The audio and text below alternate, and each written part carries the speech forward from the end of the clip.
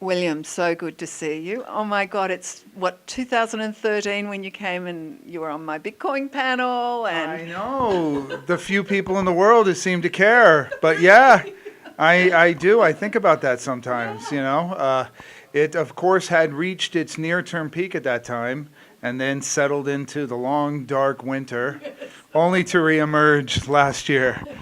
Quite a lot of froth. Oh yeah, I remind people every year since 2012.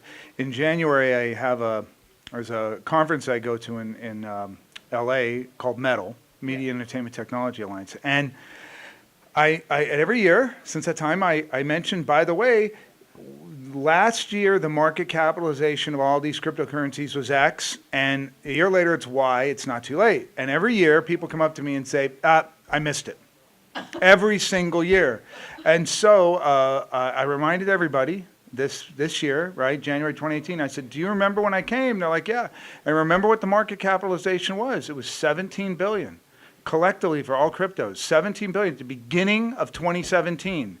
And it finished at over 500 billion, right? My goodness. It's taken a little bit of a move back in the last month or so, but I have no doubt it'll continue to grow. So of course everybody said, but now, William, in 2018, forget about it, right? We've clearly missed it. And I'm like, we've said that for 6 years. No, I don't think we missed it. So tell me a bit about what you're doing at Cashel Enterprises. Okay, so Cashel is an investment fund that I run that invests in all things crypto. I started it in 2013 and did with a couple of partners. We formed a number of smaller investment vehicles like Crypto Capital Partners, and the goal was to put little amounts of money in anybody who was thinking of building something cool, particularly infrastructure in the blockchain. Now, the one thing I would say about that approach was that was with my venture capital hat. Right. And it was, we buy equity and we sit on boards and we noodle through, the management meetings and all that stuff. And it was in 2014 where I started to think, you know what? We may be really, really early for the companies, and maybe the coins themselves are a more attractive thing to hold. So my partners and I then started to really take a strong interest in the coins themselves. And we did a lot of stuff, invested in a lot of very good projects that have wound up now, have really produced nice returns. And keep in mind, this is a global phenomenon. It's not, a Silicon Valley type thing. It's everywhere. No, in fact, I think Silicon Valley was a bit slower than other places actually initially. But now, of course, everyone's wanting even my building manager said to me the other day, oh, you're into crypto? And I'm like, not really. I just run events. And he's like, oh, okay. And I'm thinking, even he's interested? Yeah. I see this. We serve millions of customers in my company. My company allows people to buy and sell in-game items, little like avatars and whatnot. We call them skins.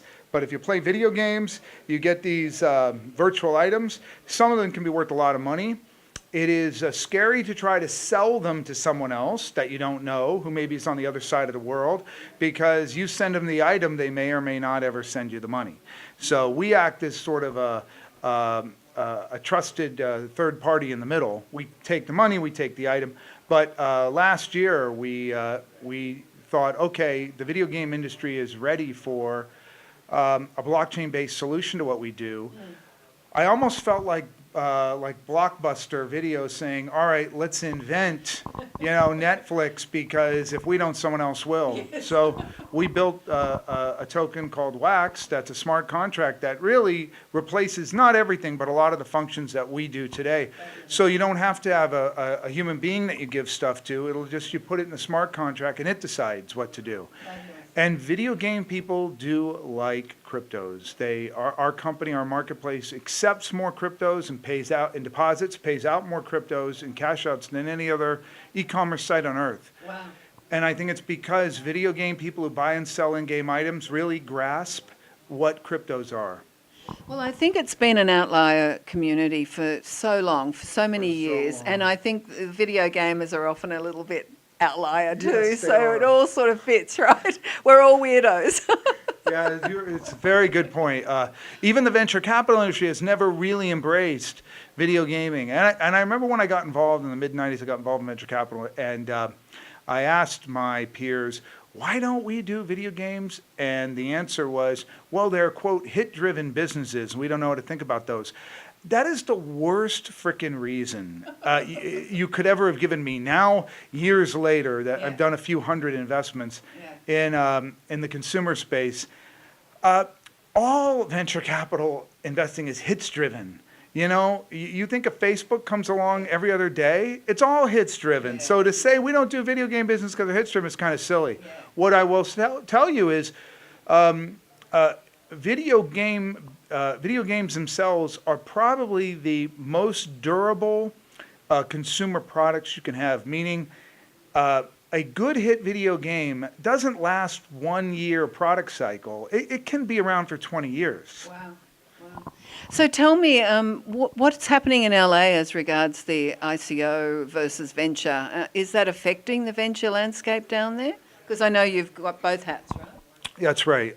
Here's what I would say. I think ICOs are the most substantial change to the venture industry that I have seen since I've been involved in venture.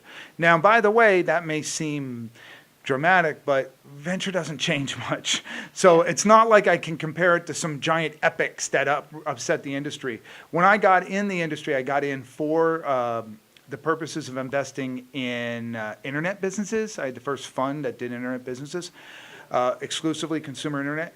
And that was a big change for a lot of VCs because they were used to hardware and real businesses and businesses that didn't know how they were going to make money. It was all, eyeballs and impressions. Really, they couldn't quite figure out. But they eventually did. It took 3 or 4 years. ICOs cut right at the heart of the venture capital economic model.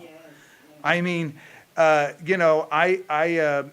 I talk to businesses every single day that would normally go the venture route.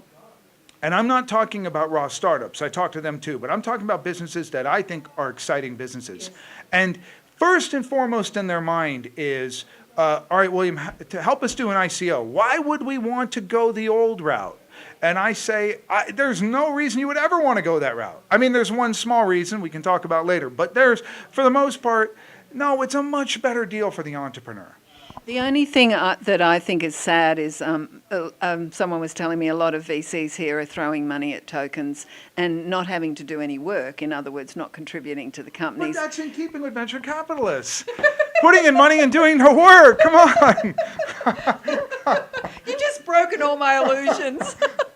But you see, that is the best investment, though, to be honest. What do you want? You want to make a decent amount of money and work night and day, make a decent amount of money, don't do any work. I mean, quite frankly, you can't blame us. I mean, if we could do no work, we would do no work. Usually it just doesn't turn out that way.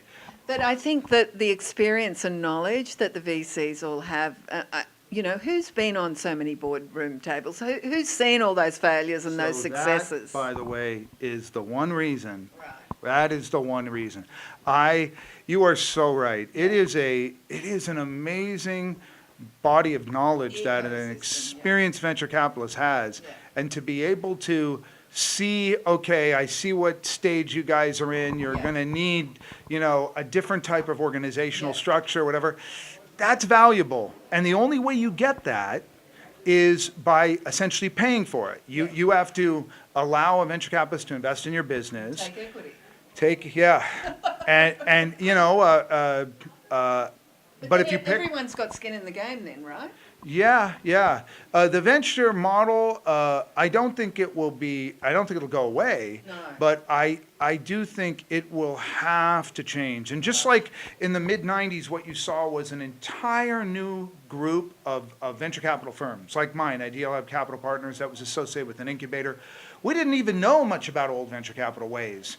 And that's what you see right now in the crypto space. It's hundreds of funds that don't know anything about venture capital. So there's a whole new creative level.